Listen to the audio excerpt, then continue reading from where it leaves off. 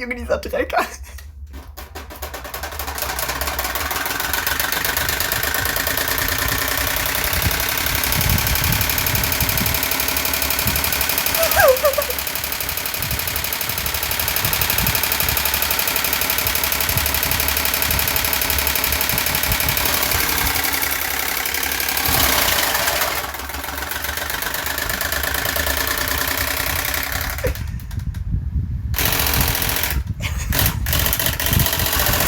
Ey, warte. Man weiß, woran mich das erinnert. Guck mal. Zack!